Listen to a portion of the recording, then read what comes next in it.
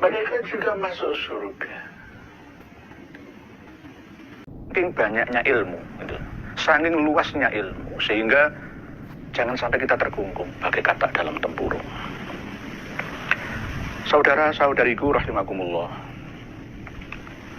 selain umat Islam, umat agama lain, termasuk orang-orang Yahudi yang beriktikad keyakinan la ilaha illallah Musa Rasulullah, orang-orang Nasrani yang berakidah la ilaha illallah Isa Rasulullah, begitu juga orang-orang agama lain sebelumnya.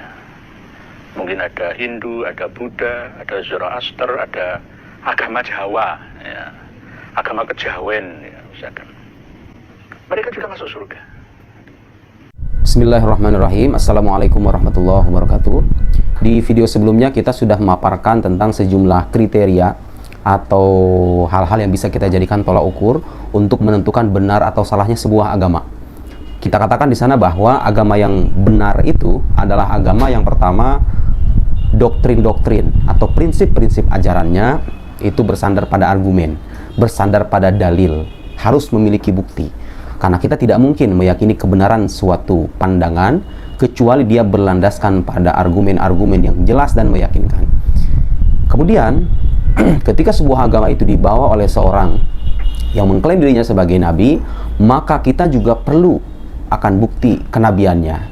Tidak cukup hanya mengaku sebagai nabi saja atau diakui sebagai nabi saja, tapi bukti kenabiannya pun harus jelas dan bisa diuji oleh orang-orang yang ingin menganut agama itu, atau oleh siapa saja yang mendapatkan ajakan untuk memeluk agama itu.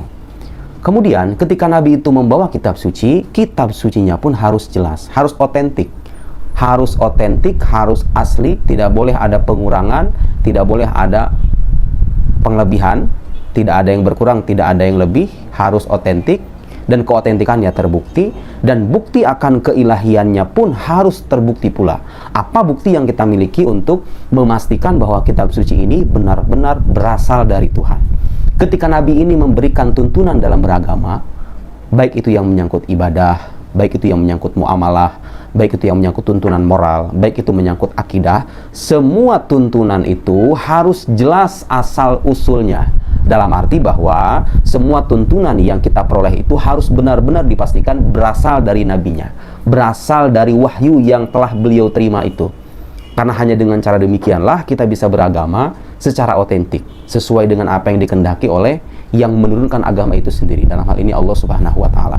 Jadi kesimpulannya, agama yang bisa dipastikan benar itu, bukti-bukti ajarannya harus jelas, bukti kenabian orang yang membawa agamanya harus jelas, bukti keilahian wahyunya atau kitab sucinya harus jelas, kemudian tuntunan yang diberikannya jelas pula asal-usulnya bahwa itu berasal dari Nabi. Dan seperti yang kita paparkan juga, ketika kita bicara tentang Tuhan, gambaran keyakinan tentang Tuhan pun harus jelas.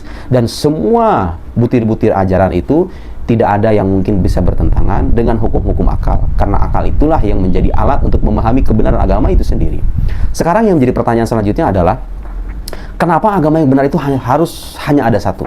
Kenapa nggak dua aja? Kenapa nggak tiga? Kenapa nggak lebih dari satu? Kenapa harus ada satu agama saja yang benar-benar otentik dan benar-benar berasal dari Tuhan itu? Pertama, yang harus kita pahami, dalam setiap agama itu pastilah ada doktrin tentang ketuhanan. Dalam arti ajaran tentang ketuhanan. Setiap agama mengajarkan konsep ketuhanan.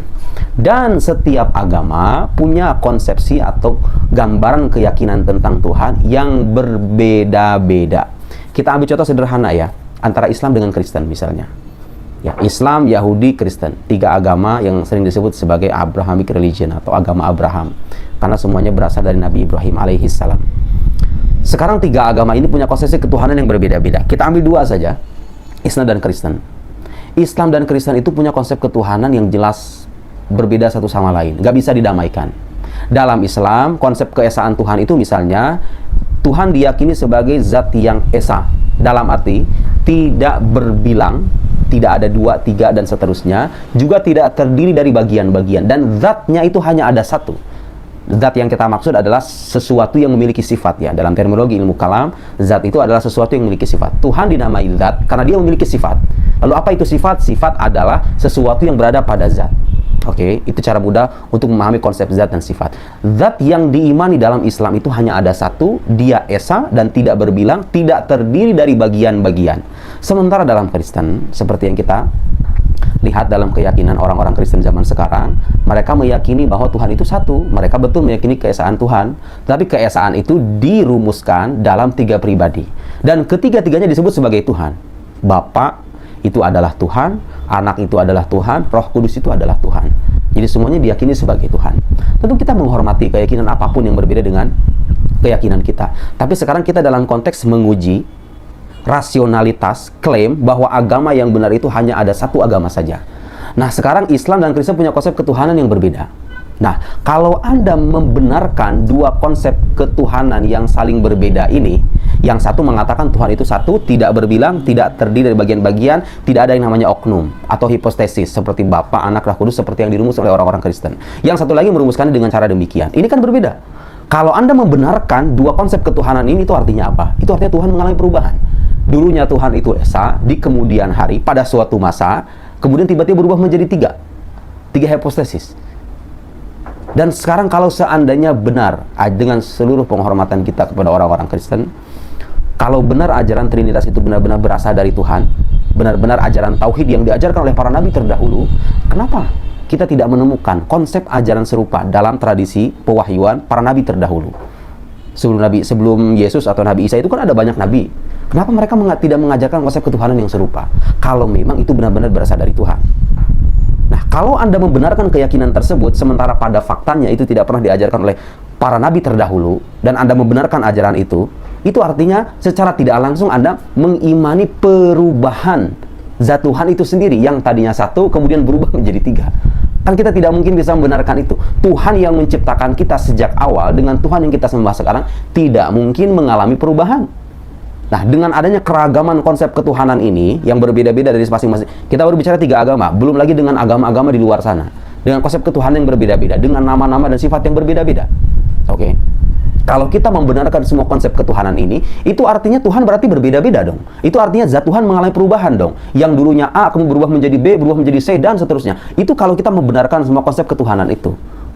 Sementara pada faktanya Tuhan itu hanya ada satu, yang menciptakan kita satu, yang menjadi pencipta alam semesta ini hanya ada satu, tidak mungkin mengalami perubahan, karena perubahan itu hanya mungkin dialami oleh makhluk. Oleh sebab itu, karena Tuhan itu satu, maka secara otomatis agama yang berasal darinya, yang melalui agama itu Tuhan memperkenalkan dirinya, pastilah hanya ada satu. Dan memang konsep ketuhanan yang diajarkan oleh para nabi terdahulu dan termasuk Nabi Muhammad SAW itu memang hanya ada satu. Mereka meyakini bahwa tiada Tuhan selain Allah dan mereka semua adalah utusan Allah. Itulah inti dari ajaran Tauhid. Tuhan itu hanya ada satu. Tidak ada satupun di antara para nabi terdahulu itu yang mengklaim dirinya sebagai Tuhan atau mengajarkan kepada pemeluknya bahwa mereka adalah Tuhan atau jelmaan dari Tuhan yang bisa dikatakan sebagai Tuhan. Tidak ada. Ajaran Tauhid tidak memperkenankan adanya ajaran yang mempertuhan manusia dengan alasan apapun itu, termasuk Nabi Muhammad SAW. Nah, oleh karena itu Nabi Muhammad datang dengan ajaran yang melanjutkan tradisi keyakinan para nabi terdahulu, yaitu ajaran Tauhid, dan meluruskan keyakinan-keyakinan yang menyimpang itu. Hanya meluruskan saja. Meluruskan dalam arti mengoreksi. Dalam soal berdimensi sosial, berinteraksi secara sosial, kita diajarkan toleransi, tetap menghormati umat agama lain. Tapi ini kita bicara dalam konteks keyakinan. Itulah saya kira alasan yang cukup masuk akal kenapa agama yang benar-benar berasal dari Tuhan itu hanya ada satu. Jawabannya, karena Tuhan yang mengirimkan agama juga cuma hanya ada satu. Tidak berubah-ubah. Kalau Anda membenarkan konsepsi ketuhanan yang berbeda-beda dalam setiap agama itu, dan Anda meyakini bahwa itu adalah benar dan menggambarkan Tuhan sebagaimana adanya, maka secara konsekuensi logisnya, Anda memungkinkan terjadinya perubahan dalam diri Tuhan itu sendiri. Sementara akal sehat kita tidak bisa menerima itu. Karena perubahan itu hanya mungkin dialami oleh seorang makhluk. Begitulah kata para teolog.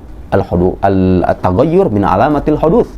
Nah, itu yang pertama. Yang kedua, karena memang pada faktanya sekarang kalau kita uji secara objektif kenyataan di alam luar, saya mau tanya kepada Anda semua, ada nggak agama di dunia ini satu yang konsep keimanannya mengharuskan adanya argumen, adanya dalil, mengharuskan kepastian Seperti yang sudah kita paparkan, iman itu harus bersifat pasti, bersandar pada argumen, dan sesuai dengan kenyataan. Adakah agama di dunia ini yang punya konsep keimanan seperti ini? Kemudian, ada tidak agama yang secara utuh bangunan keyakinannya itu bersandar pada bukti-bukti, dan bukti-buktinya masih bisa diuji sampai sekarang? Bukti tentang ketuhanannya ada, konsepsi ajaran tentang ketuhanannya jelas, terpapar semuanya secara gamblang. Kemudian kalau kita bicara tentang kenabian, bukti kenabiannya masih ada sampai sekarang, Al-Quranul Karim. Dan setiap orang bisa menguji sisi kemujizatan Al-Quran itu, supaya kita benar-benar yakin bahwa kitab suci itu benar-benar berasal dari Tuhan. Sekarang kita tanya, ada nggak di dunia ini kitab yang dibuktikan, bukan hanya diyakini, dibuktikan sebagai mukjizat, dalam arti tidak bisa ditandingi oleh manusia atau makhluk manapun di alam semesta ini, dan itu fakta? Ada tidak kitab suci yang mengandung unsur mujizat seperti hanya Al-Quran? Ada tidak kitab suci di dunia ini yang dijaga keotentikannya melalui tradisi periwayatan lisan, maksudnya periwayatan lisan orang banyak secara mutawatir dari generasi ke generasi, dengan sanad yang bersambung sampai kepada para imam qurra, para imam-imam qurra yang 10 itu, sampai kepada para sahabat, sampai kepada Nabi Muhammad SAW sebagai penerimanya yang pertama? Ada tidak kitab suci yang dijaga secara otentik semacam itu seperti halnya Al-Quran? Kalau ada, silakan buktikan saja. Ada tidak seorang nabi yang diklaim sebagai nabi dan bukti-bukti kenabiannya masih bisa kita baca sampai sekarang, yaitu Al-Quran? Di samping dengan riwayat-riwayat sahih dan penelusuran tentang kesahihan riwayat itu sudah dibuktikan dalam buku-buku para ulama, menyangkut mukjizat indrawi, itu juga ada. Tapi andai kata itu kita singkirkan, Al-Quran saja sudah cukup untuk membuktikan bahwa sosok yang bernama Muhammad SAW itu bukan hanya orang yang mengklaim dirinya sebagai nabi, tapi dia juga datang dengan bukti-bukti akan kenabiannya. Sehingga kalau kita melihat Islam dalam bangunan yang utuh, dari mulai konsep ketuhanannya ada bukti-buktinya, konsep kenabian ada bukti-bukti akan kenabiannya, kitab sucinya bisa dipastikan keilahiannya karena dia adalah berupa mukjizat. Kita bisa yakin bahwa itu benar-benar berasal dari Tuhan karena itu terbukti sebagai mukjizat. Kemudian dengan demikian, isi yang disampaikan oleh kitab suci itu sudah bisa dipastikan benar karena lagi-lagi dia mengandung unsur mukjizat itu, sehingga kita bisa yakin bahwa dia berasal dari Tuhan. Dan kalau diterima bahwa dia berasal dari Tuhan, maka otomatis semua isi yang disampaikannya pastilah benar, karena apa yang disampaikan oleh Tuhan tidak mungkin bertentangan dengan kenyataan. Dengan demikian, hal-hal gaib yang disampaikan oleh Al-Quran dan sabda-sabda Muhammad SAW yang terbukti sahih dan meyakinkan, itu juga bisa kita pastikan keberadaannya. Kita meyakini surga, neraka, jin, setan, dan hal-hal gaib lainnya. Kita percaya dengan semua itu karena semua itu dikabarkan oleh seorang manusia yang bernama Muhammad SAW. Bukti kenabiannya ada, sejarah hidupnya juga terpapar dengan gamblang dalam kitab-kitab sirah. Tuntunan-tuntunan yang diajarkannya juga disampaikan kepada kita secara turun-temurun melalui sanad periwayatan yang jelas. Jadi sekarang kalau kita melihat orang Islam beribadah, sholat dengan cara seperti ini, itu ada sandarannya. Itu diwariskan oleh generasi ini. Kalau kita tanya sekarang, dari mana Anda bisa mendapatkan tata cara sholat semacam ini? Ini ada hadisnya. Ini hadis ini disampaikan, perawinya adalah ini, dan ini sampai kepada Nabi Muhammad. Dan yang Anda perlu Anda tahu, dalam Islam itu ada satu kajian ilmu secara khusus yang memverifikasi riwayat-riwayat itu. Jadi kalau sekarang kita menerima periwayatan tentang tata cara ibadah atau riwayat tentang konsep keyakinan atau dalam berakidah, semua riwayat-riwayat yang diklaim sahih, apalagi mutawatir, itu memiliki sanad. Dan setiap sanad itu memiliki perawi-perawi. Perawinya ini memiliki biografinya masing-masing. Sehingga dengan demikian, kita bisa beragama secara otentik. Kita bisa beragama secara utuh dan meyakinkan.